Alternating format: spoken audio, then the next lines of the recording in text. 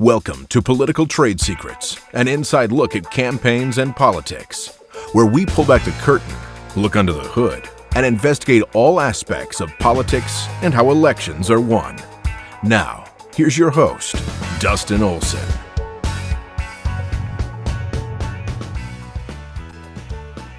And welcome to Political Trade Secrets. I'm your host, Dustin Olson. Thank you to everybody who's joining us from across the internet as we speak. We are broadcasting on 12 different platforms, and we really do appreciate you deciding to spend some time with us as we tackle this really big issue, fighting censorship, fighting woke capitalism, and everything that goes along with that. We really do appreciate everybody who's doing that. So if you would like to join the conversation today, you can post a comment or a question wherever you are across the internet. It'll all come back here, and we will bring you into the conversation so that your voice can be heard. So today we're going to be having a really awesome guest, Dr. Michael Rectenwald. He is the anti-PC professor, formerly of NYU, who's really taken on woke culture, social justice, and has spoken up. Was actually we'll ask him about what happened exactly at NYU when he was found out to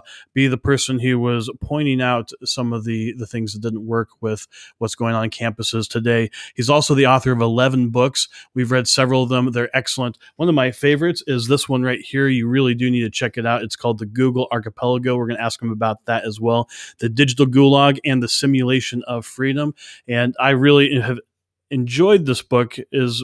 It's the writing's great, so I've enjoyed that. It's also very scary, so that's important to know about that. He's also recently the author of Beyond Woke and Thought Criminal. Also, his autobiography, Springtime for Snowflakes. He's got a great way of naming books. We love all of that. But if you'd like to join the conversation as we go into these topics, please do wherever you're at. You can also join the conversation easily by texting us. We have our text platform right here. You can see it right there.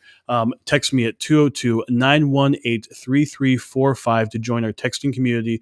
We will send you a text to have you opt in, but you'll be able to actually ask questions there. You can join the conversation, get the freshest political trade secrets anywhere by being on our text chain. But now for my very favorite moment of the show, it's that time where we introduce the high priest of Ohio politics, the big man of the Midwest, the Buckeyes' best, America's sweetheart, your co-host and mine, Sean Bulldog Bartley. Sean, how the heck are you doing today? Doing well. Good morning to you. Good morning to everyone out there. Really looking forward to a great episode today. I think this is going to be a great conversation and one that's necessary, sadly. So I think, but really being how you tackle things like woke capitalism, which we've talked about a lot in the last couple of weeks here in particular, AI and algorithms and all those things, and our friends in big tech. So how we fight back, that is going to be something that's going to be a valuable conversation today. So I'm looking forward to it. And look, and you can join the conversation. You can ask your questions or make your comments really on every platform we're on. There's an ability to do that. If you're joining us live, you're going to be able to just be part of the conversation. So you want to make sure you do that. And then if you make comments after the show, we go back in, we respond, and it also helps inform future episodes. So whenever you're watching, whenever you're listening, it really is a great time to get involved in the conversation, and we really do appreciate it. We are about empowering American citizens, conservatives, really any American who wants to step up, speak up, and show up and really make a difference in their community. We want to help people be the most effective citizens that they can be, and then also to really get that they have the opportunity, whether they run for office or they're in office or they are a citizen leader, to be powerful political leaders for our communities and for our country, and really to help reignite American patriotism. So the way to do that is, if you would really like to, who knows who you could inspire, is you could do it by joining the Share Force.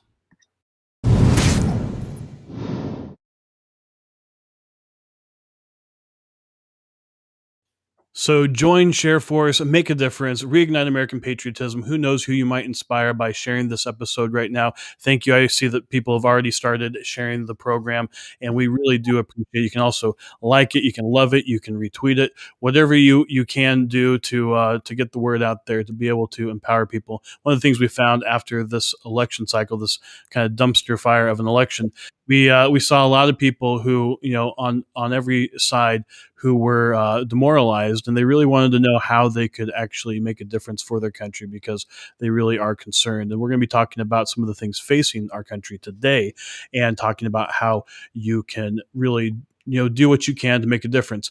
One of the ways that you can be a part of this movement to reignite American patriotism is to actually go to our website. You can always go there to watch the program and to sign up to be a Political Trade Secrets Insider, get exclusive stuff. We send out a weekly insider email that we have all the recent political trade secrets that we've been putting out, the different topics, tutorials, all the different insights that we provide. And you can have that. And you can also just be insured either by texting us or by becoming a Political Trade Secrets Insider when the companies, the big companies, we're not going to say which ones, come to kind of throttle us back. You know how you can find us by going out there by text and by going to our website, to be able to make sure that we can all continue to be able to have our voices heard. And that's what we're really committed to. So please do go to politicaltradesecrets.com and sign up today. We really do appreciate everybody who's done that. And it's been quite a few. The last couple of weeks, we've really been having amazing guests, just like Dr. Rectenwald, but we really encourage people to check that out. But Sean, if someone really wants to step up their political leadership to the next level, whether they're running for office or not, what should they do? Yeah, well, look, if you're thinking about running for office, the best thing you can do is reach out to us at Olson Strategies. It's OLSON strategies.com. You can email me at Sean, SEAN, at olsonstrategies.com, or Dustin at olsonstrategies.com.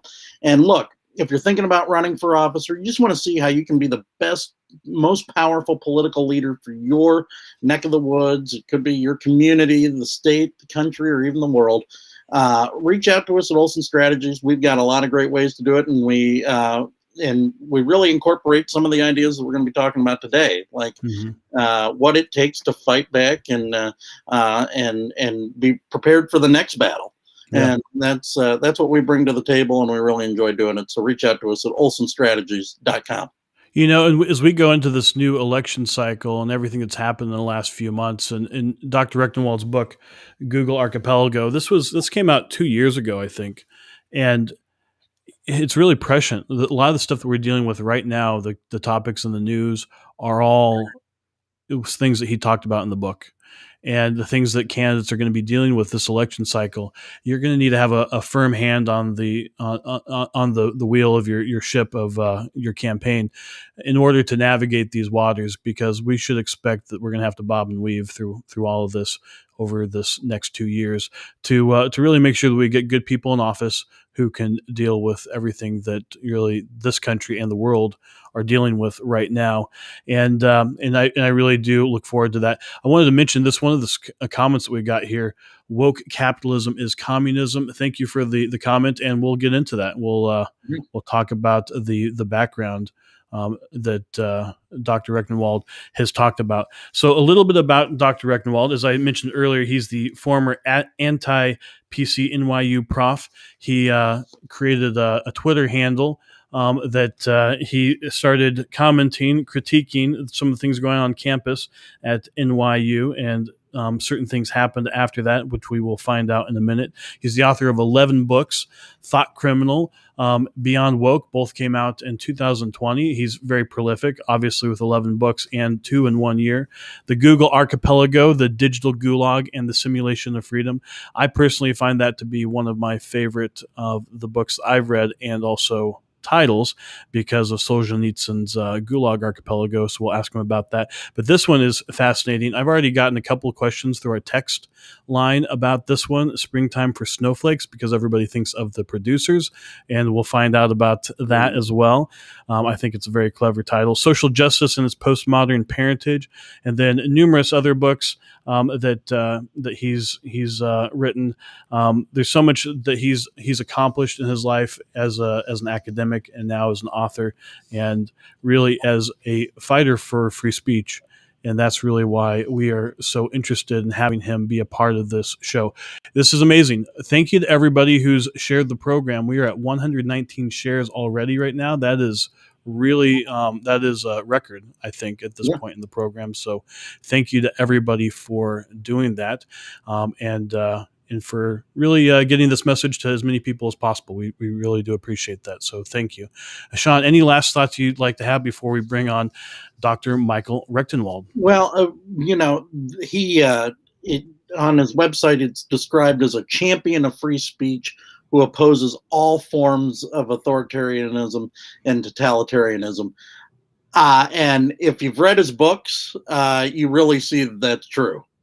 and I think that's why I'm looking forward to this conversation today. It really is a lot of what we're about. So really getting into that, and really just seeing how this all came about. I'm just fascinated by the conversation we're getting ready to have. I think it's going to be awesome. All right, well, let's get to it.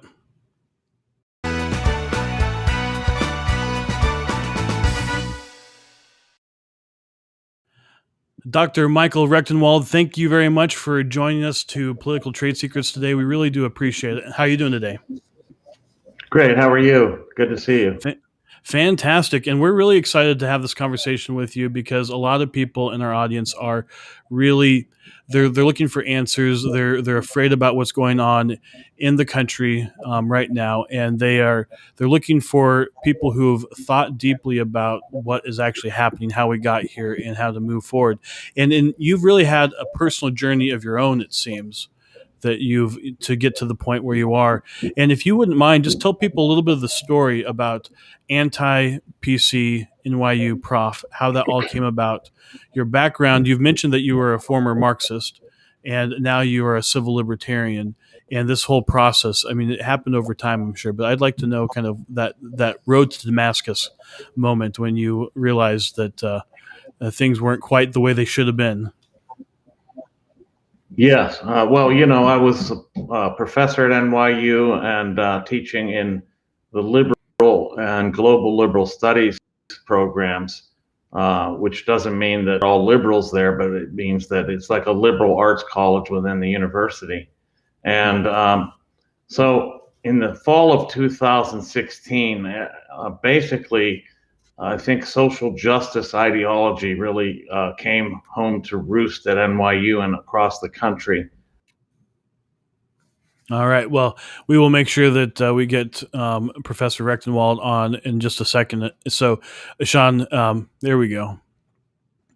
All right. We warned people in our previous episodes we should expect some interference today based on the topic, and we're all just going to roll with the punches, and we're going to get the message to people. But you were saying, I think about 30 seconds ago is when it cut out.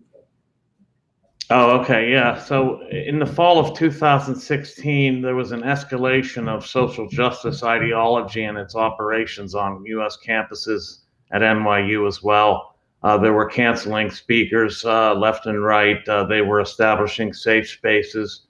They had instituted a bias reporting hotline at NYU and in 260 other colleges and universities, where you could report your professor for a bias infraction, whatever that is.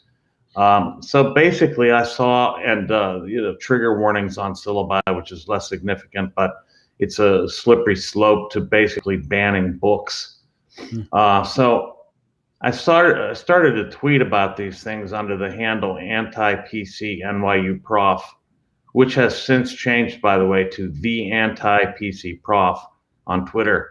And soon after my tweeting, I guess after about 5 weeks, a student newspaper reporter contacted me and asked me, was I really a professor? And if so, it'd be quite interesting. Would I be interested in doing an interview? And I said yes. I wasn't sure I'd go on the record. I did the interview. After I did the interview, I decided to let it go on the record. And he took a picture of me laughing and put that beside the text, so which kind of doubled the heresy that I was accused of. And within 48 hours, I was called into the dean's office and coerced into a leave of absence, condemned by a committee called the Diversity, Equity, and Inclusion Group. And they basically destroyed my academic career within 48 hours. Yeah. Well, as we learned from Animal House, it's never good to be brought into the dean's office. Right. Yeah, I mean, it was definitely an unsolicited visit on my part. They, basically had this idea that they had to get me off campus right away. Not for my safety, but because there was such outrage over what I said in the article, which was merely criticizing all these things that I just mentioned and saying that the left was losing its mind and things like that. And so that started the ball rolling. Went off campus for the semester, came back and was treated to a barrage of vituperative emails from so-called colleagues who called me every name in the book, from Nazi, alt-rights, short pants white devil, Satan himself. All this for critiquing these institutional adoptions of social justice on campus. And they basically pushed me out of my office even. I was moved to the Russian department, from liberal studies to the Russian department. Yes, very, very apropos. I say they pushed me into my own personal gulag, if you will. And they wouldn't move my books. I was stuck in a room with bare metal shelves and no support staff, and absolutely isolated, cut off from everybody, shunned by over 100 professors in my department, and basically made my life a living hell there. So eventually, I could talk later about how I finally resolved that crisis with NYU, but I ended up leaving in the fall, January of 2019. Now, in your biography in Springtime for Snowflakes, you mentioned that they actually offered you to a new position while you were there, a promotion ultimately. Well, I got promoted. Yeah, actually, while I was on the leave of absence, I was up for promotion to full professor. Well, I got the promotion. They couldn't deny it to me because of my credentials were just. I mean, I'm not boasting, but they were just head and shoulders above my colleagues that were also applying. So they gave me the promotion of full professor. And this led some people to think that I had pulled this entire thing as a stunt. They were totally unrelated, except that if they hadn't given me the promotion, I would have had another lawsuit for discrimination. But they gave it to me, and that infuriated my colleagues even more. I bet. And then when I announced that Springtime for Snowflakes was going to be published, they went into a full rage. They lost it. They just went in complete insanity and started screeching at me through official email channels, basically calling me, using racist and sexist epithets at me while they called me a racist and a sexist. This is very typical of what the left does. They obviously they project and they accuse you of doing what they're actually doing. And so that's the backstory on all that. Yeah, I wanted to ask, so you mentioned the Diversity, Equity, and Inclusion Committee, I think. Yeah. And we're seeing those pop up not just in academia, but I hear about this in corporate structures too. And and I don't know if they get that they're ironically named or not, because they don't see the Orwellian. Yeah, these are the most Orwellian names. Diversity, Equity, and Inclusion. I redubbed it the Conformity, Inequity, and Exclusion Group, because you must conform to this particular ideology you were treated as lower and inequitably if you don't, and they try to exclude you from the organization, basically, which is exactly what they try to do to me.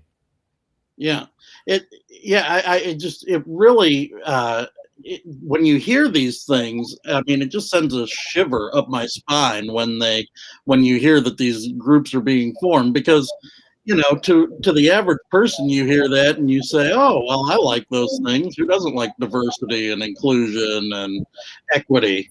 But then you hear what they're actually doing, and it's like it's anything but.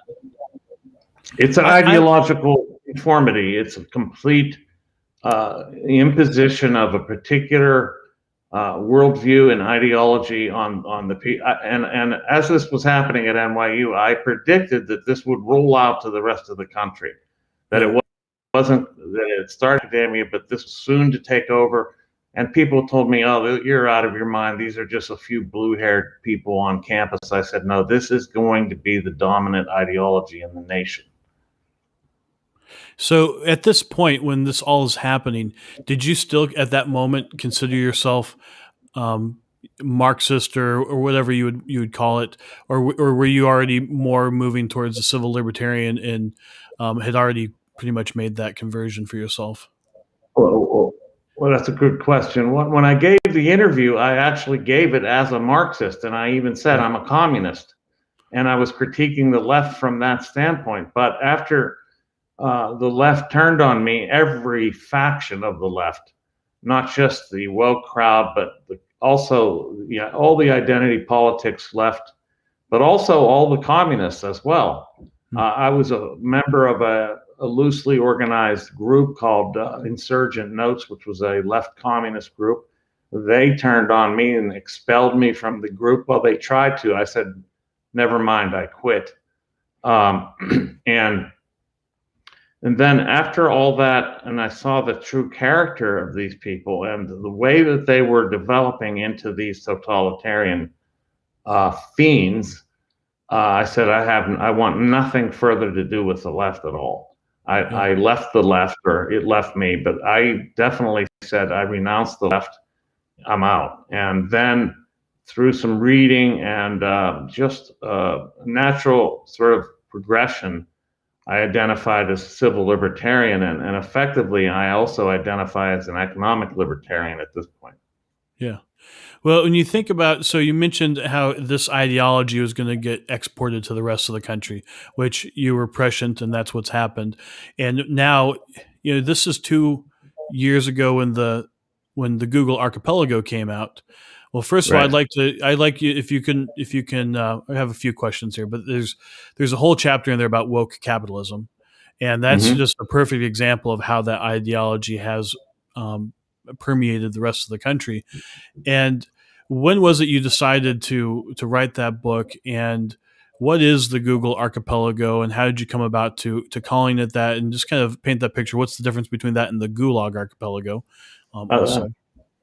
That's great. Great questions. Okay, so Springtime for Snowflakes, just to go back to that just a minute, was about how social justice and what is now called wokeness had permeated the entire university structures all across the country and had become policy in the university system, that this ideology had taken over the policies of the university. So then after I wrote that book and was noting that the same sort of ideology that was running academia was also permeating all of social media and big tech.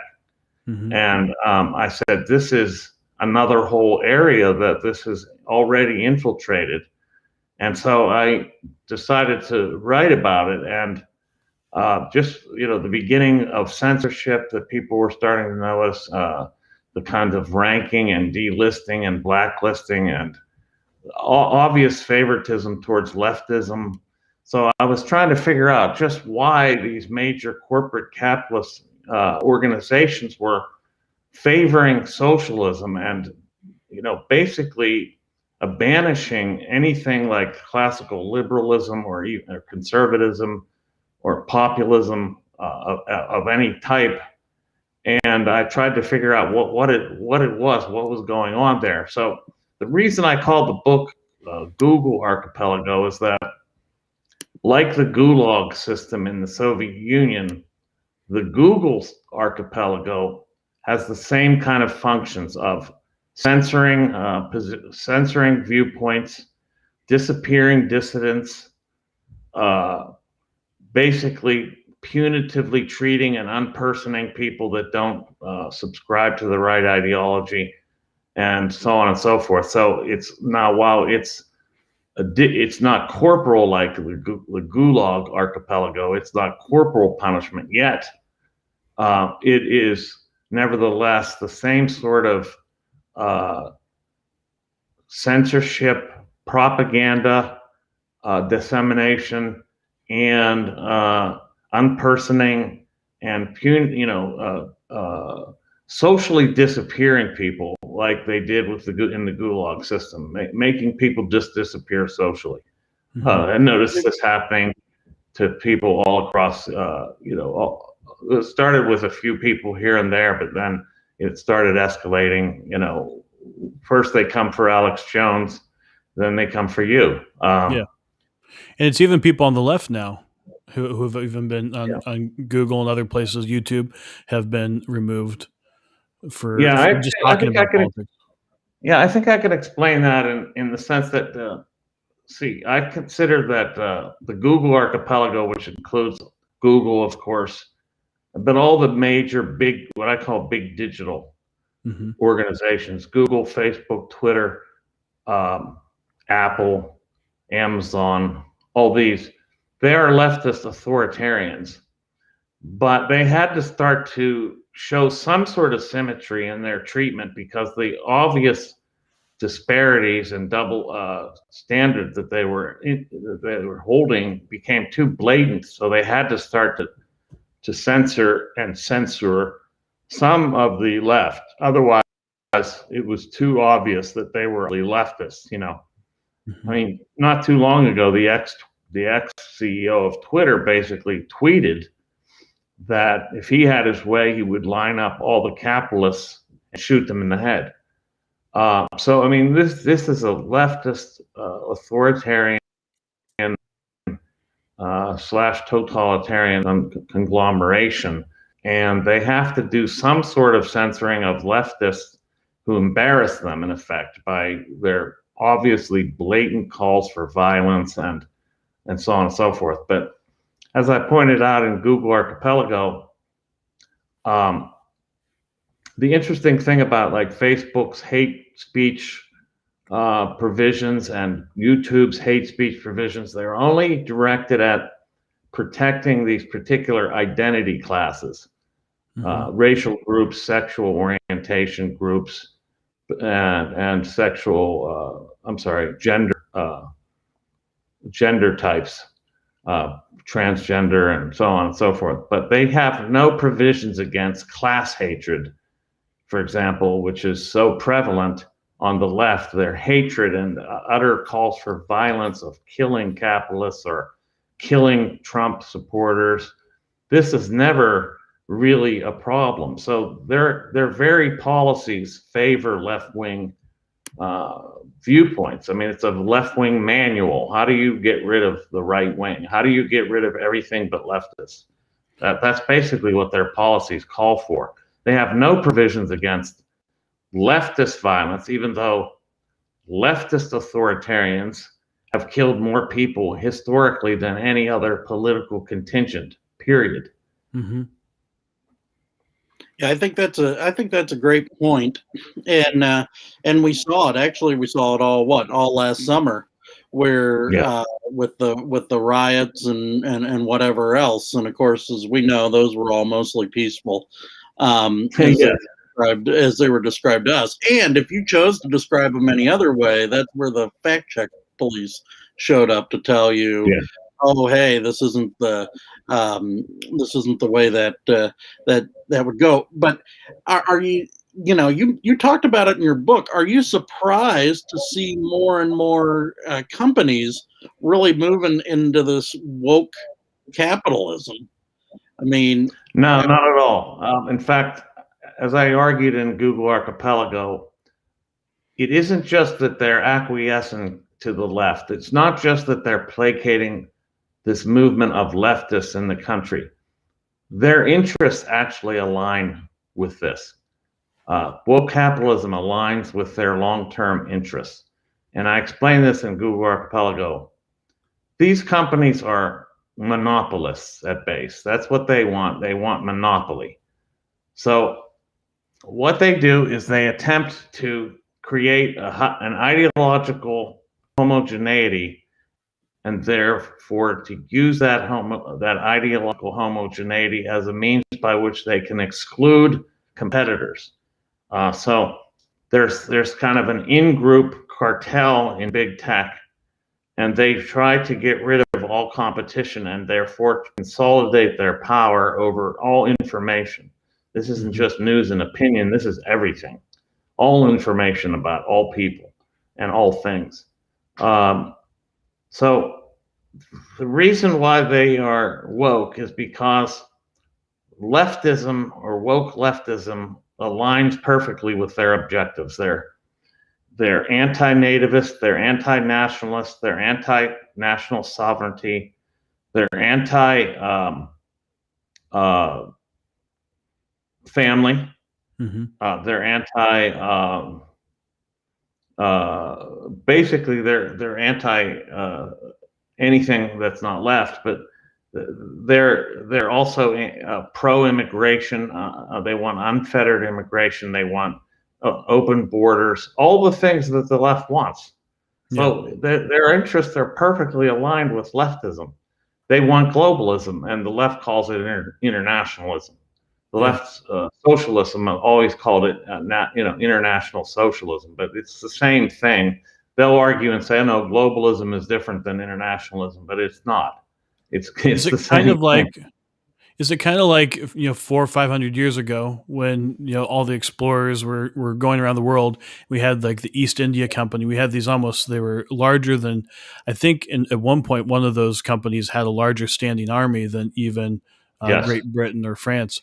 So is that have we moved into a season or a time or an era where that's kind of what's happening? We have these companies becoming governments. They're governmental. What I call them is governmentalities, which is a term I borrowed from a postmodern theorist. That's not relevant so much as that they are state apparatuses. We're seeing here a merging of the state and corporate realms and a merging of the economic and political at the same time. These things are merging together so that the political interests of the state align with the political interests of these corporations, and their economic interests are with these political interests, so that it all is conjoining in this way, this configuration, such that they see their interest in, for example, the kinds of things they're doing now with, for example, Major League Baseball, moving the All-Star game from Georgia to Colorado, despite the fact Colorado has stricter voting laws, and playing games in China where they have, concentration camps and people are brainwashed regularly. And they persecute religious groups, and none of this is a problem. Apparently, they won't threaten China. They're going to move their games out of China. In fact, they're trying to get more games in China. So these are birds of a feather. The CCP and the big tech, big digital, these these major corporations, they're actually all aligning politically and economically to get at the same time. Yeah, well, that is a great point, and we've been talking about MLB a lot here. But how do you see woke capitalism currently working for corporations like Nike and Coke in the NBA? Well, one thing is they do have customer bases that would be appeased by it. So I'm not going to say that that's not part of it. But one of the things that these corporations are trying to do is create would-be monopolies, and to destroy all competition. Okay, so the way wokeness works to destroy competition is by virtue of setting up effective cartels that demand ideological conformity to this ideology. And if you don't conform to this ideology, you're out. You're seeing this happening throughout industry. For example, you have now these things called ESGs, ESG index, the Environmental, Social, and Governance Index, that investment firms are using to direct funds to particular organizations, companies, based on their ESG scores, whether they're environmentally, socially, and that means social justice, and governance-wise, whether they are properly meeting this index score.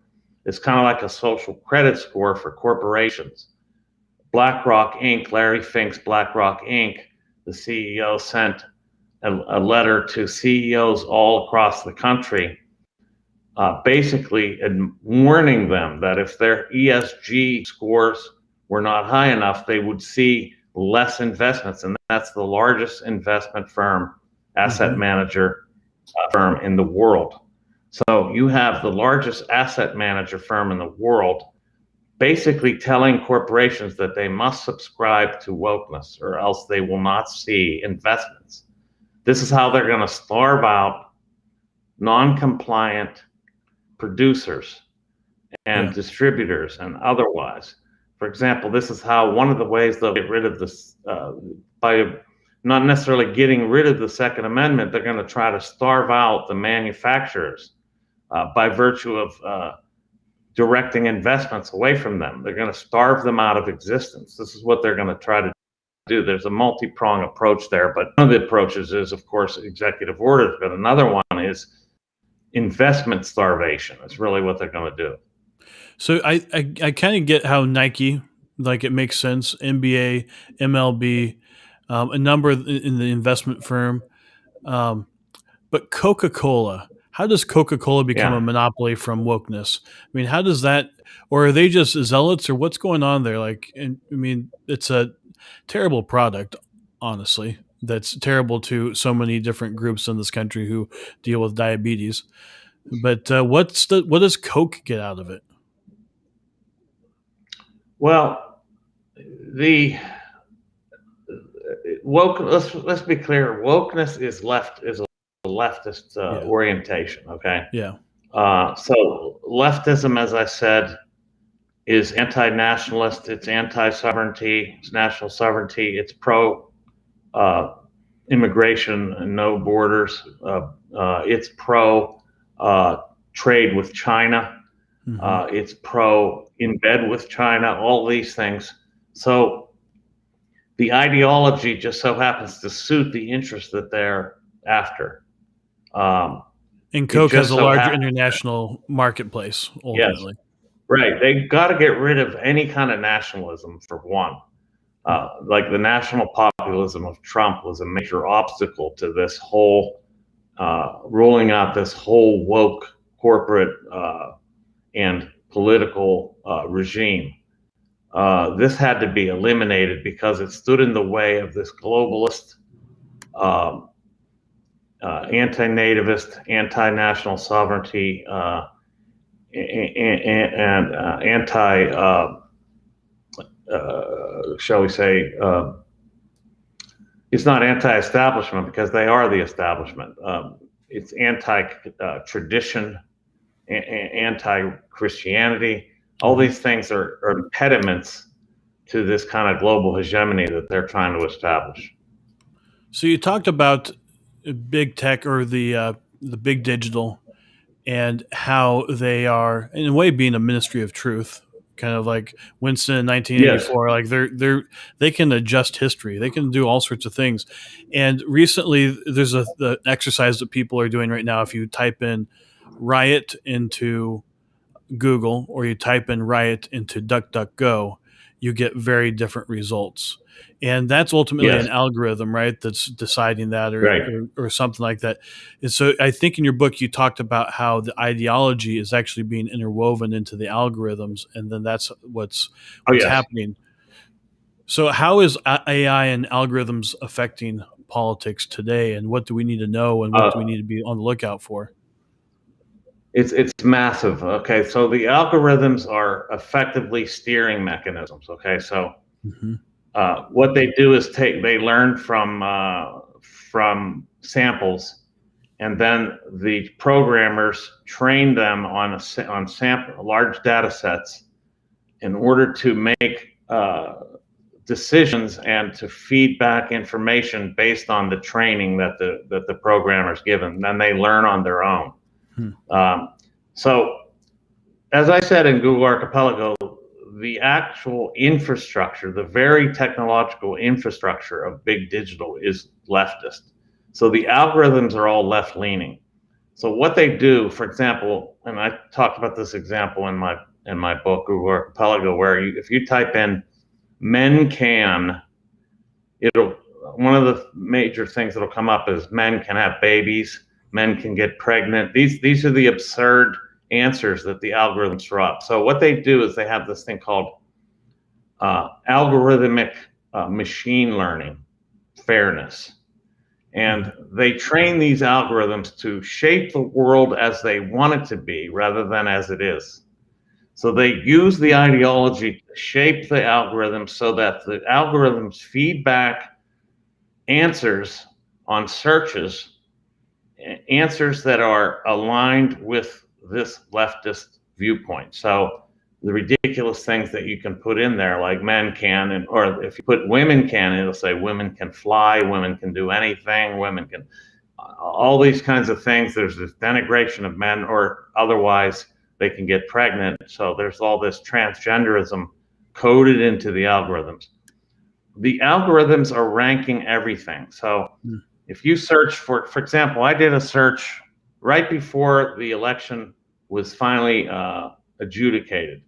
Well, what was it ever really adjudicated? Right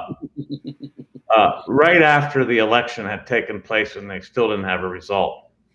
And I put in leftist violence. And the first 5 stories or articles that were delivered by Google were about right-wing violence. So they have it such that these algorithms are taking inputs and feeding out, based on the training that they've been given by the programmers, feeding out completely tilted results. And they also blacklist all kinds of sources. So the algorithms are basically, they call it machine learning fairness. What it is, I call it informational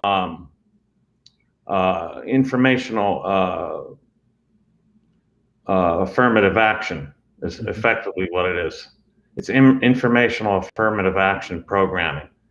So they tell you, for example, if you were to type in American CEOs, it'll give you a picture of the American CEOs that is like the world should be according to Google rather than as it is. They'll give you this disproportionate representation of African Americans, women, and other preferred groups. Same goes for almost any topic. Anything that's at all politically inflected is the algorithms are trained to feed back the kind of world they want it to be and to discriminate against all views that do not meet the standards that they have based on this ideology. Yeah, I think that's really seeing this in action, and you can see it basically with any search anymore, which it used to just be there were a few and then you'd point it out and then they'd try to cover that up for a while. It does seem that the movement with AI and algorithms in particular seems to be a little more out on the forefront. Like, yeah, you know what, we are trying to shape how you think and feel. I've said this in the first place, that big digital represents the ideological communications apparatus of this whole. It is the leading edge of this whole movement. It's the ideological apparatus, the communications apparatus for establishing this woke hegemony, if you will. And the object is this kind of what I call corporate socialism. That is, would-be monopolies on top and actually existing socialism for everyone else. This is why they're monopolists. They want to get rid of all competition, all middle-sized businesses, small businesses, entrepreneurship that doesn't arrive, that isn't intrapreneurship, that isn't coming straight out of their own companies. They want to eliminate competition, and that's the corporate socialist model. I call it corporate socialism. Some people would call it fascism, but it's international, so it's not nationalist like fascism is or was. So I call it corporate socialism. It's a corporate state-run oligarchy. It's a corporate state oligarchy on top with socialism for the masses on the bottom. This is why they're perpetrating socialist ideology, because it fits with the model of monopolization. For after all, what is socialism if not monopoly? So this is just a different kind of monopoly. It's corporate state-run monopolies, as opposed to just a state monopoly as under state socialism. So the reason why they perpetrate socialist ideology is because they want the masses to believe in socialism, because they want a socialism on the ground for the vast majority. And this isn't new. In your book, you talk about Gillette. And you talk about the World Corporation. That was his book, right? So this goes back a while. So tell us just real briefly a little bit about that, because this it didn't just happen in the last 20 years. No, Gillette, King Camp Gillette, of the Gillette Razor Company. He was also a socialist.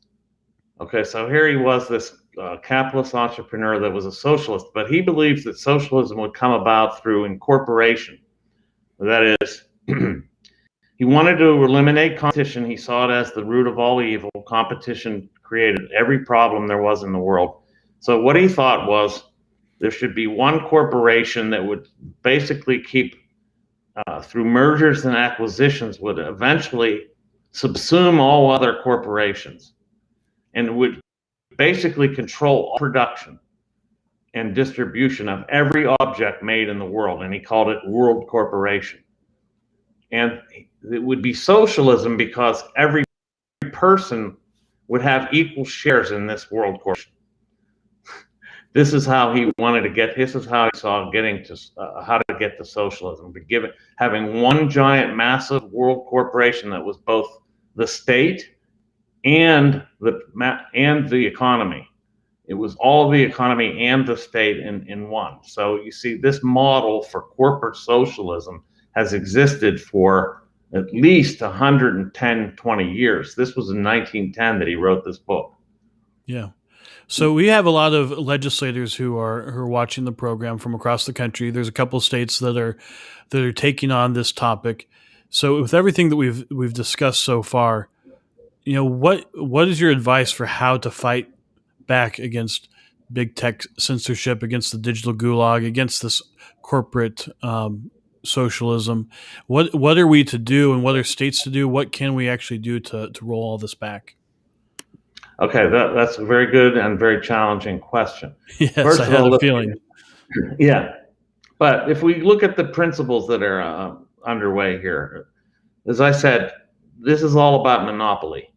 Mm-hmm. So they're trying to monopolize everything. So what you can do in a local level and in a very real world practical sense is to both encourage and attempt to establish your own small businesses, to support small businesses. Remember, they're trying to monopolize the economy entirely. So support and develop small business as much as possible. Now, with the coronavirus response, they've basically wiped out 50% of American small businesses. Yeah. and across the world, relatively the same ratio. So we have to rebuild a lot of these small businesses by supporting them economically and by trying to become an independent producer of some kind yourself, and to create networks of co-producers that are, there's some models for this. One of them is called freedom cells, where you trade within a network and you try to create independent, autonomous economic systems that subvert or at least avoid being taken in by these corporate monoliths. And of course, one of the major things we need to resist is the possibility of a digital currency, which will destroy the possibilities for this kind of independent networks of economics. Because if we have a digital currency, it could be such that certain vendors and producers will not be allowed to receive the currency. So they won't even be able to do business. It'll be determined by the state who is able to receive and spend on who and on what. So this is one of the things that's afoot. So we have to do everything in our power to resist digital currency, resist the makings of a social credit scoring system, which are underway vis-a-vis the coronavirus response through the vaccine passport. We have to resist the vaccine passport with all of the political might that we have. Yeah. Because the vaccine passport will slide seamlessly into a social credit scoring system.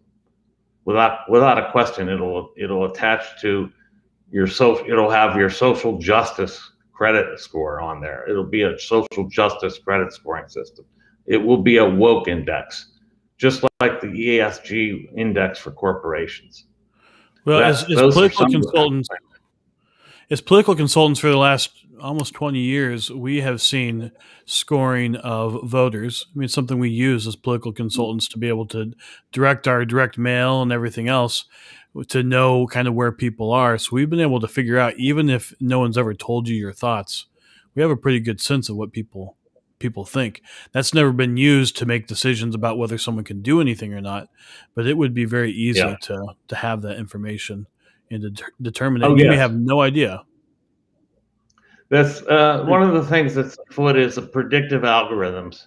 So we talked about these sorting algorithms, these informational distribution algorithms through Google, but Google is also developing predictive algorithms that will basically predict what your behavior is going to be, and they may institute the possibility of preempting this behavior, such that the algorithm says you're going to rob a grocery store. Well, this could be we're looking at Minority Report only on a vast, much vaster and much more sophisticated scale.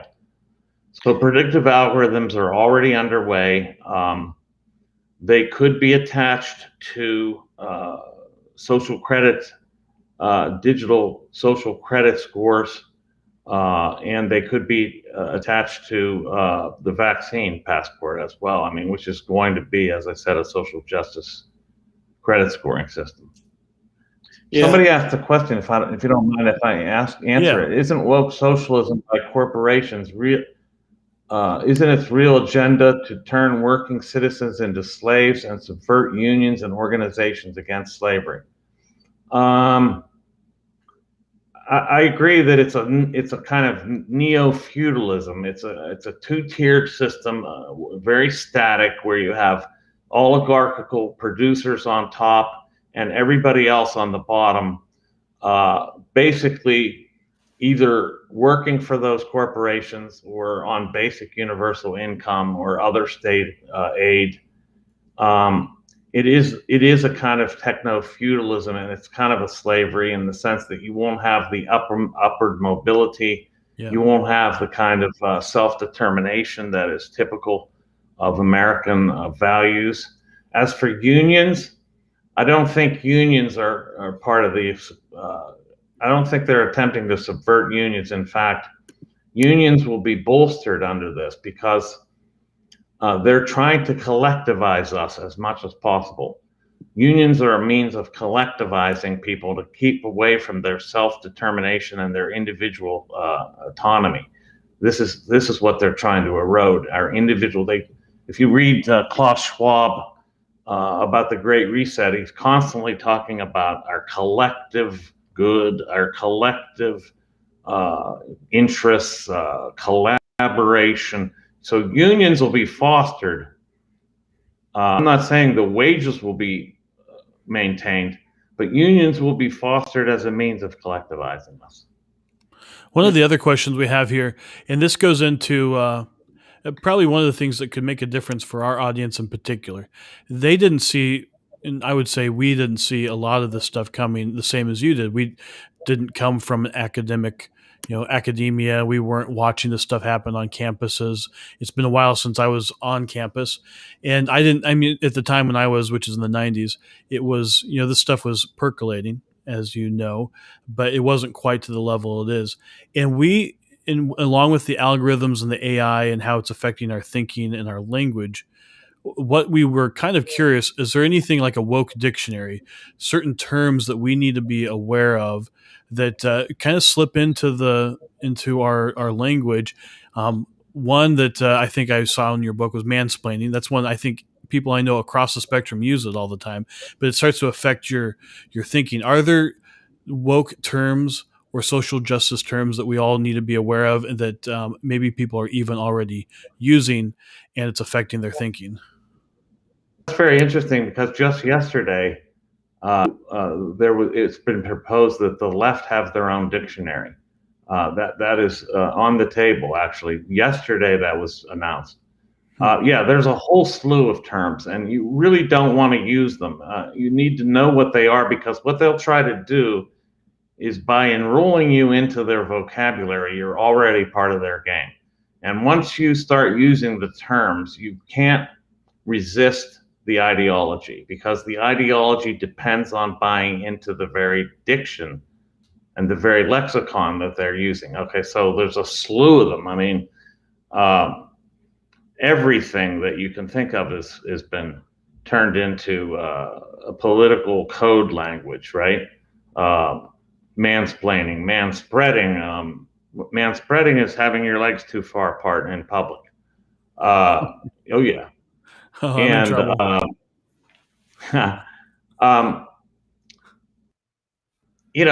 They have. I try not to rehearse the plug and play rhetoric that they use, which is exactly what it is. It's like Legos. They basically have these building blocks of rhetoric that they plug together, and they think this is an argument, but really this is just propaganda being spewed. So they're all state propagandists at this point. All the left, every leftist you're talking to is a state apparatus. Keep that in mind. They're actually working for this statist objective.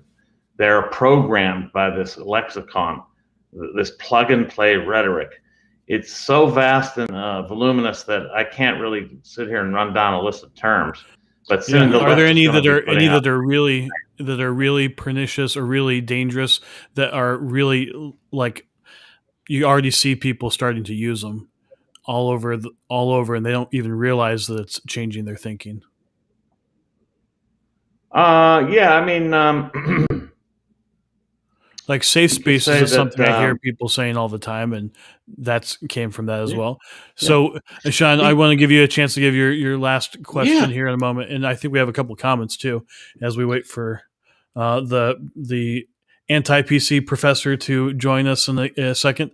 I have heard that we've had some interference on different platforms throughout the program, but it's going generally pretty well. Hopefully, he will join us in a second. Absolutely. Well, I was really fascinated by what he just said, which was this idea of basically being like Legos, because I do think when you really think about it, you are talking about kind of these building blocks. Like, what am I going to build it on? Well, I'm either going to build it on racism, or I'm going to build it on sexism, or I'm going to build it on whatever. And they seem to say, okay, well, this is the block that I'm going to build, where you're wrong on, and then go from there. And so I thought that was, I could just see it happening. Like, and sometimes, and you get into these conversations sometimes with folks that seem like they're programmed, I would have to say. So, Hmm. uh, and and just thinking about that, I also can think of some of the terms that I get told to me, um, and I'm like, oh, okay, so that's how this is working. But really being able to see that is an is something that just in that conversation was really helpful for me to see. So that I'm something sending him a message right now. We'll see if perfect. Gmail and everything else lets it get through, but we will see. So I'm going to send him a But message and say if he can get back on. If you want to read a couple of the other questions that yeah, we have. yeah. So we had what is the difference between socialism and communism in this era? Clearly, the extremely wealthy are not under a socialist regime. And I think he was really getting to that, Dustin, where he was talking about what basically creating a bifurcated system where Well, you there think are. about Animal Farm, everybody's Mhm, equal, just some are more equal. It's exactly. basically what it is. I mean, what he's talking about is it is socialism. And by the way, communism is socialism. That's the first thing. Communism might be more of the totalitarian form of socialism, but at its core, the communist actually comes from the Paris Commune. Was something that's where the term communist came from. But here we are, and thankfully, Dr. Rectenwald has been able to rejoin us. And we've been hearing from folks that on different platforms we're getting some interference. However, I'm pretty pleased that we have been able to keep going throughout this conversation. It's a very Yes. important one, and so Were you we missed. answering the question about what's the difference between socialism and communism? Was that the Yes, question? yes. Okay. Yeah, let me just explain this. First of all, Marx, the most infamous socialist and the most influential in history, did not make any distinction between socialism and communism. These were interchangeable terms. But Lenin instituted this idea that socialism was a stage to leading to communism. So it's with Leninism that we see this distinction between socialism and communism. There is only the difference in communism in the Leninist and Marxist sense will never exist because it's supposedly a stage after which the state withers away and you're left with nothing but the population, the people owning and controlling all the means of production, and there's no state. Well, that's never going to happen because the state is absolutely necessary and always grows under socialism, communism. It must, because it has to administer everything. It has to decide on who gets what, who produces what, who gets to consume what is made, everything. So the state never disappears. In fact, it grows more and more vicious and necessarily more oppressive as socialism develops. Yeah, I really appreciate you explaining that, and I also appreciated the ways to fight back the big tech censorship, to fight back against this woke capitalism. Some of the other things we're seeing. You mentioned encourage, support, rebuild small businesses, and even through the freedom cells. You mentioned resisting vaccine passports, and we're seeing that in a lot of states right now. So I want to give a lot of credit to states that are doing that right now. The last thing you mentioned was resist digital currency, and I think that we just saw Peter Thiel talk about this. Thiel talk about this just recently with big tech and China. And digital currency. A, did you see that? And B, what were your thoughts when he brought it up to the forefront? Because really, most folks have been talking like, "Oh, this is kind of a great thing, makes things even easier for people." Yeah, many libertarians like it. Well, cryptocurrency is different from a centralized digital currency. Okay. A centralized digital currency is the locking down of totalitarianism altogether. It is locking in totalitarianism to an extent that is unimaginable even under Mao and Stalin, because it could control it. First of all, it will give the state complete omniscience over every purchase you make and every transaction that you undertake. And it will limit the acceptable vendors of almost everything, such that you eliminate any kind of transaction that the state or the corporate state hegemon does not want to take place. So they will direct all spending and so forth to the proper woke, at this point, woke corporations, and the ones that are approved under this whole regime. So digital currency is not a convenience; it's a nightmare. It's one of the worst things that could possibly happen. So Bitcoin's different than that, Yes. and some of the, and you have people like Elon Musk and you have Peter Thiel who have talked about Bitcoin, and I think Elon Musk is taking Bitcoin. But blockchain is something that I talk to some people who are kind of in the tech world, and they see that as maybe one of the answers to taking on big digital.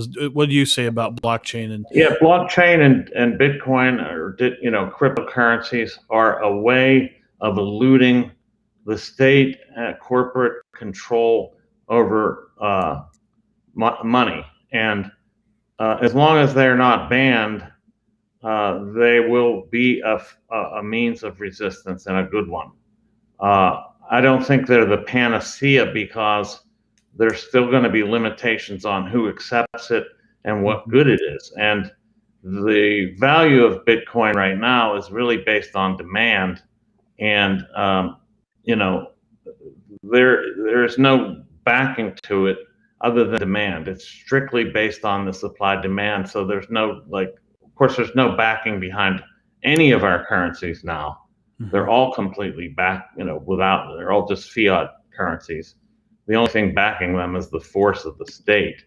But without any backing, they're a little precarious. And I myself have invested somewhat into Bitcoin, but I would never put everything I own into it because of the possibility that it could crash.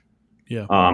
But it is a way of building a parallel economic structure to the dominant one, which is a hegemonic one, without which we will be. And if we get into a centralized digital currency, it would be very interesting what happens to Bitcoin at that point. That would be a curious development. But one thing, we had this experience in January where Facebook disappeared all of our videos for a day or two, and we saw how they could turn it on and turn it off, and they turned it back on. Thank you, big tech overlords. But they brought it back, and what we got from some people is that having a blockchain style video, like where we actually own it and it's on our own servers, et cetera. And there's really no way for it to be shut down, that could be something that would make a difference for free speech. It's possible it could be, but you got to remember, there's also infrastructure that it depends on, like electricity and basically electricity would be one. If those companies succumb to this kind of pressure, or if they become woke as well, and they start canceling people, it's possible that it could go that far. It could get to the point where your cell phone carriers cancel people for the wrong political views. Now, I sound alarmist, but I've said the same thing about Google and big tech and big digital a few years ago, and it turns out I was right. So I think there is something to be concerned about, that even utilities could become cancel culture vehicles. Well, it's all very scary, and I appreciate the actions that we have that we can actually take to do it. Yes, and that's really what we're about here, is to empower people to really be the political leaders. It's going to take real people across the country to be the ones to step up and do this. And I think people running for office on the local level and state level and even federal level is very important. I think that what the Democrats are trying to establish right now, and if H.R. 1 is passed through the Senate or a version thereof, they may have achieved it as a uniparty system on the federal level. Yeah. If we have and if they pack the courts, which they're now talking about as well, which we kind of expected they would, then we'd have all branches of government under their control. This is why the local level and the state level could become our only bastions of resistance, because only there will we be able to have some sort of, if not a formal secession, at least some sort of autonomy from this federal hegemon that will be overrunning us if it becomes a democratic uniparty system. Yeah. And it looks like we got another question here, and we'll begin to wrap here in a moment. But how should those of us preparing to run for office talk about the issues of woke capitalism and big tech overreach? And thank you for that question, Alex. Yeah, great question. Well, I would say the first thing I would note is woke ideology is a totalitarian ideology. It is about, it's not about just fostering particular values. It's about absolutely shutting down all other possibilities. So that's the first thing I would note is you're dealing with totalitarianism, and so you should say that it's totalitarian, and the embrace of it by all these corporations is part of a totalitarian development, and therefore it has to be spoken up against as such. We're looking at a state corporate convergence with a singular ideology. This is very dangerous. This is very, very dangerous. We're talking about a uniparty, singular state and corporate entity that will be all in one camp, hegemonic and utterly controlling everything. If that happens, we're under a totalitarian system entirely. We're tending towards it as it is. But those are the ways I would talk about it. And then I would talk about those corporations as betraying the values of the American Constitution and the Bill of Rights, because the wokeness is about destroying our rights. It's about destroying First Amendment rights, Second Amendment rights, and other rights, freedom of religion. Wokeness is a totalitarian ideology that wants to stamp out all opposition to itself, just like in the Soviet Union, where they tried to get rid of all, and they did largely get rid of all religious opposition. Any other ideological propensity was destroyed, and you either put in a gulag or killed. So that's the way I would talk about it. Well, thank you for that. Yeah, I think that's very helpful. And one of the things that we've really got to discover as we were preparing for this and reading some of your different books, you really are a prolific author. And what are your most recent books, and what are you working on? Well, my most recent book is actually a novel called Thought Criminal, and the premise of that novel is that there's a virus. But the virus is not biological, it's nanorobots. And it's been released deliberately by this global state called Pandemos.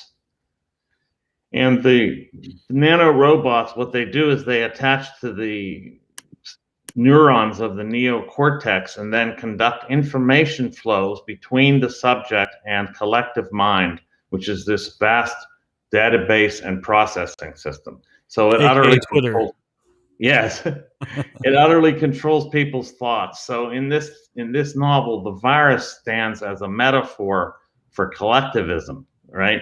And that's just how it's operated too. And this virus has operated in our time as a form of producing this kind of collectivism and this kind of groupthink and total conformity and on and on.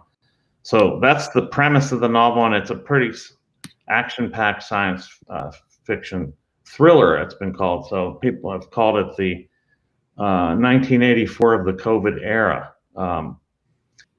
What I'm working on now is I am putting together a course for Liberty Classroom on free thinking and the history of free thought and the future of free thought under our circumstances.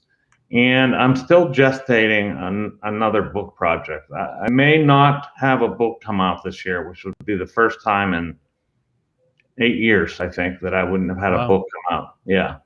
I had 4 in 2 years, and before that, I had 3 in 1 year. So I have to germinate an idea. I have some thoughts, but I haven't completely gestated them entirely. Well, hopefully the questions from our audience and whatnot is helpful to that, and seeing what people are curious about. If people want to learn more about you and they want to buy your books, of course, anywhere you can buy books. Unfortunately, you might have to go to Amazon.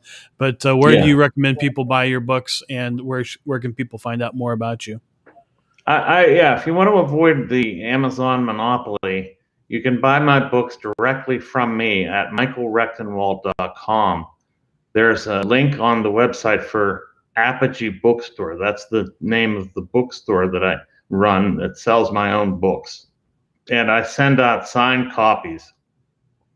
And if I know you, and if you give me a note, I'll inscribe it with a note of your choice, but I'll sign the copy for sure and send it out directly to you. Everything is on my website. It also has links to the Amazon if you want to go there. Everything's on my website at michaelrectenwald.com. That's oneword.com, and you can see the spelling right there in the font. So I also have all my essays. I'm writing essays constantly. I've got new stuff coming out all the time. All the interviews that I do are up there under media. All the media coverage that I'm getting. And basically, everything Michael Rectenwald is on the website. Fantastic. Well, we'll make sure that we make that available to people. We will send out. Also, you had an Epoch Times article recently. We've put that in the comments so people can check that out. Well, Dr. Michael Rectenwald, thank you very much for joining us for this conversation, and thank you for your bravery for stepping up and for speaking up at this time. We need more people like you to really be leaders on free speech. Somebody's got to do it. Thank you so much for having me. All right. Thank you. Thank you.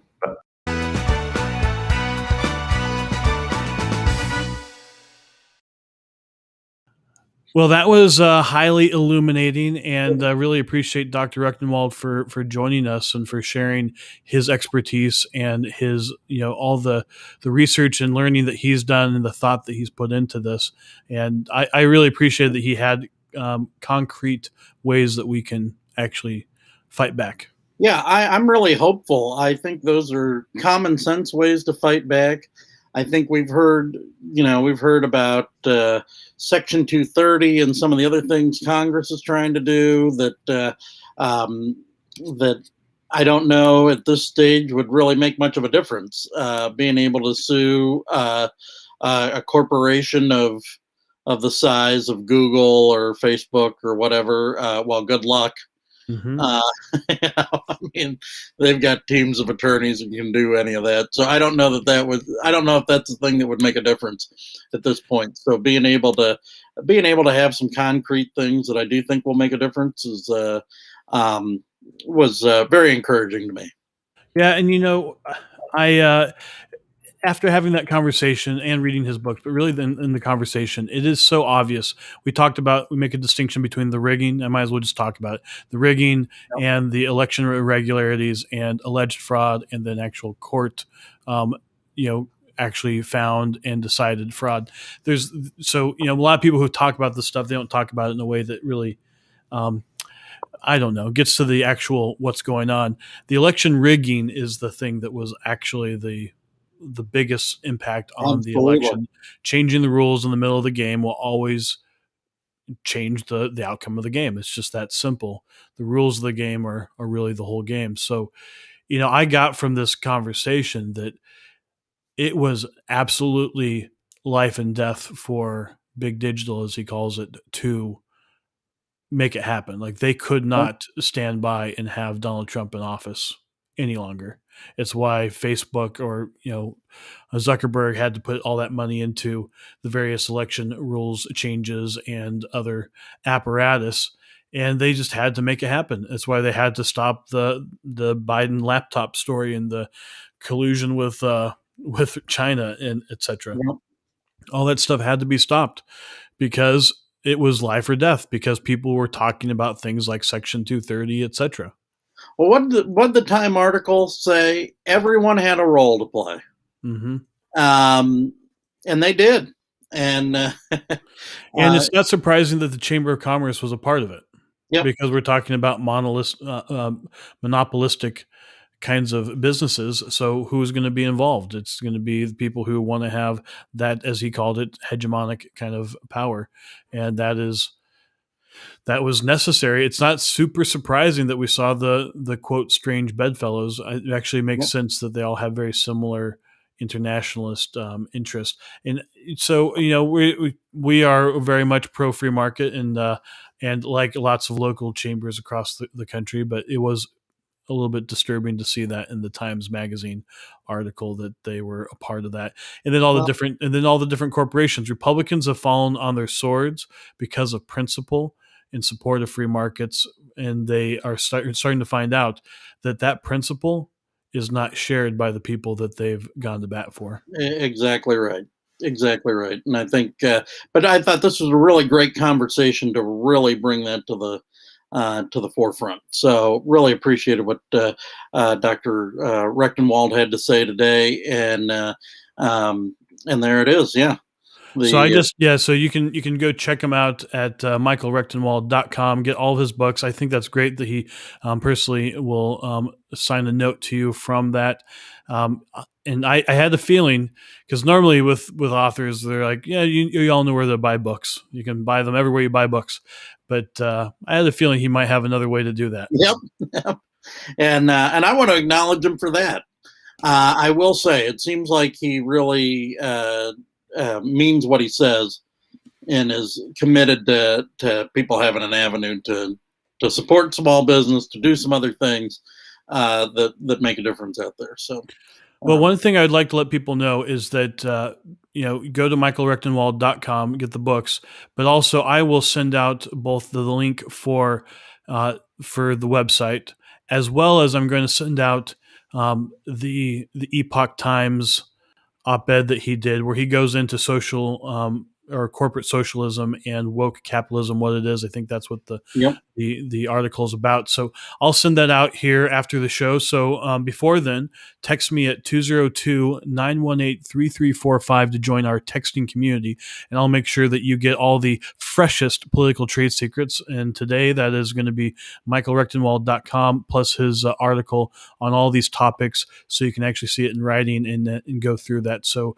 please do text me at 202-918-3345. Do that now so you can get my text here in the next 30 minutes with all those resources, and you can educate yourself on this. I love the questions from people today.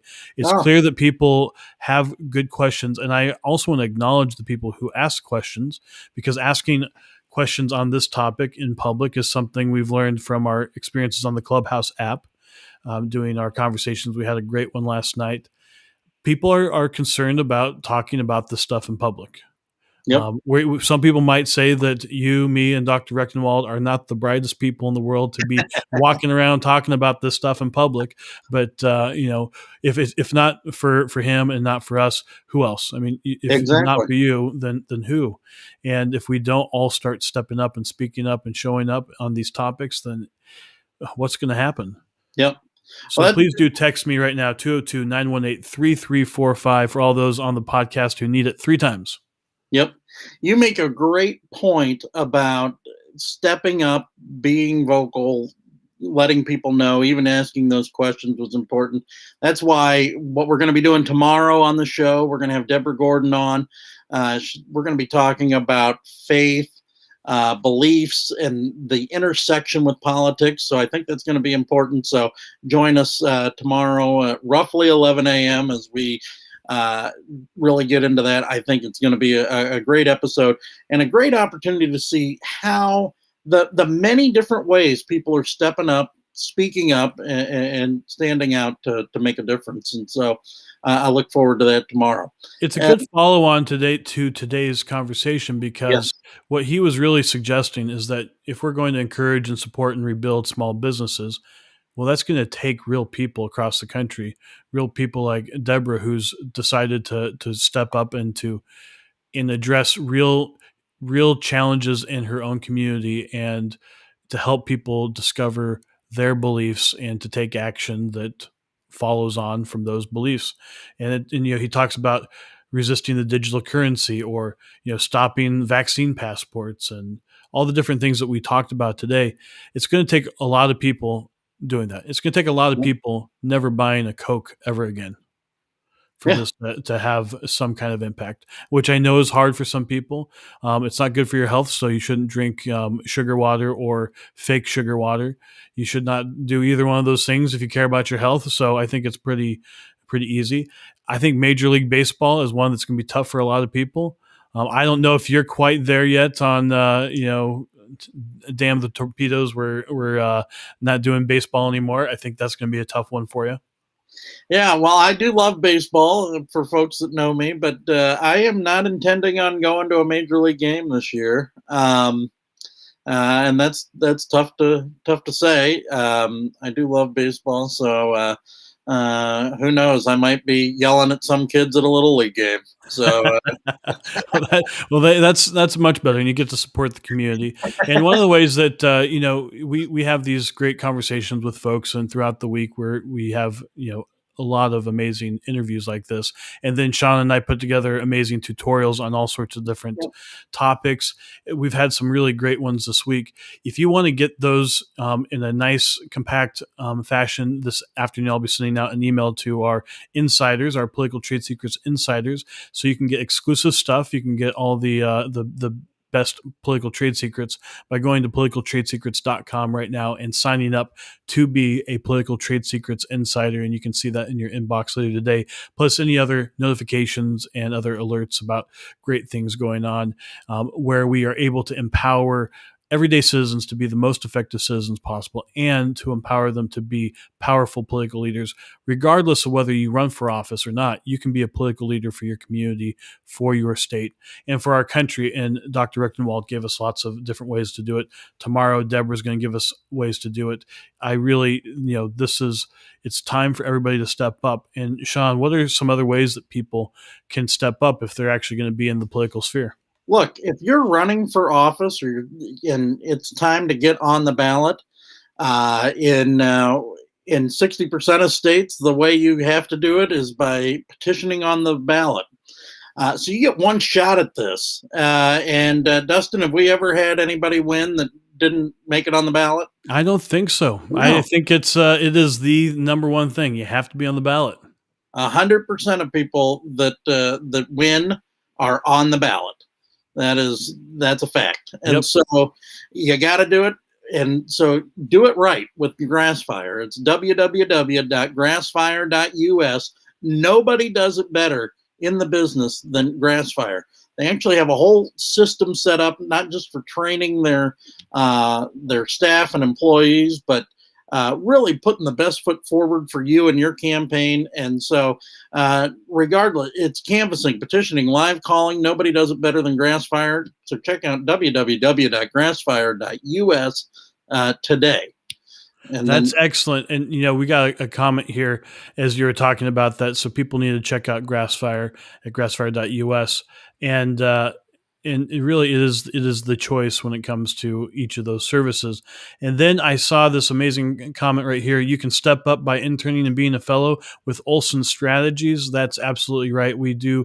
We're looking for a new round of interns and fellows, and we have so many great people who are working with us currently. It's a way to be a political leader in your community and for our country. This is a way, if you have some free time, if you're working, or if you are looking to start a career in politics and you'd like to learn the political trade secrets, you can actually intern for us, and you can be involved in Political Trade Secrets, Olson Strategies and Advertising, any one of our sponsors that we work with.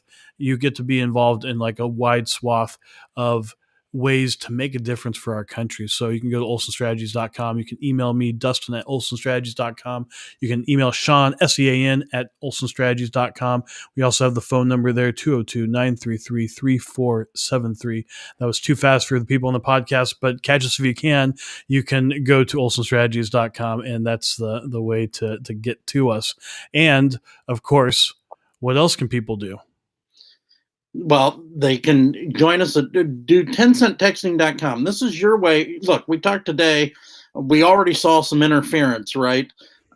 From big tech and all these other places. How do you break through that? Well, one way is 10 cent texting to this thing right here.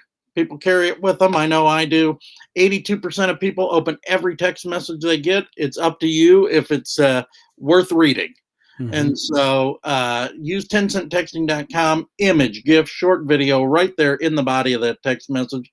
It'll make all the difference for you. So check them out today. They literally wrote the book on political texting. The 8 pro tips are right there for you on 10centtexting.com.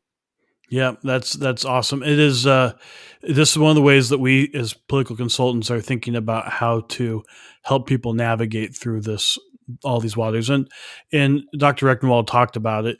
You know, if carriers decide to throttle people back, I mean, there's a whole different ways that they could do it. But right now, this is a tool to be able to get to real people out there and deliver your message. We've had people who have actually sent their 30-second TV ad directly to people, because that's something that very few companies can actually do. That 10centtexting.com can.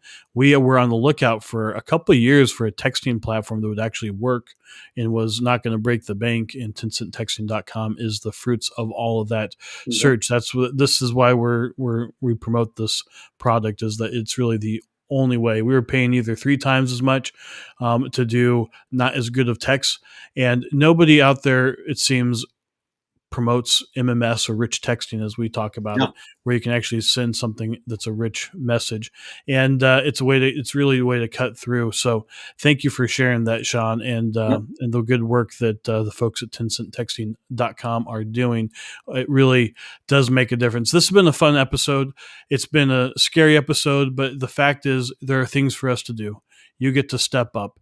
And one of the ways that people have stepped up throughout this program, this is really just awe-inspiring. We are at north of 120 shares. So thank you, JT, for putting that in the comments here. And thank you to everybody who was brave enough to make comments today. Thank you, Kathy, for your comment. I see that. Agree people need to start stepping up. And this is a great comment. You can coach Little League, Sean. I think that's a great idea. You're already involved in so many different things in the community, but thank you for the comments. Wonderful show. That's really appreciated. Well, Sean, any final thoughts that you have about Dr. Rectenwald and or anything coming up that you'd like to share with our audience before we move on with our day?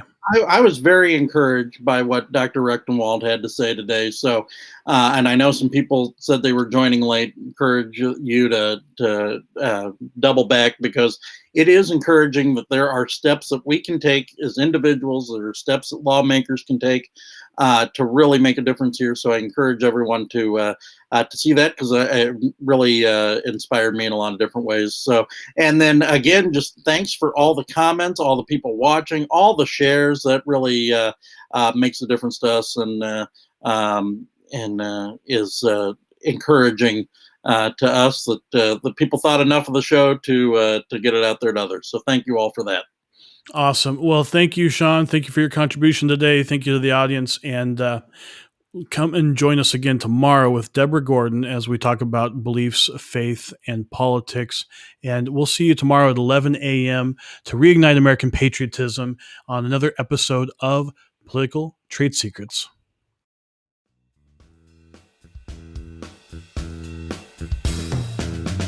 Join us next time by subscribing on iTunes, and get show notes and sign up for our newsletter at politicaltradesecrets.com.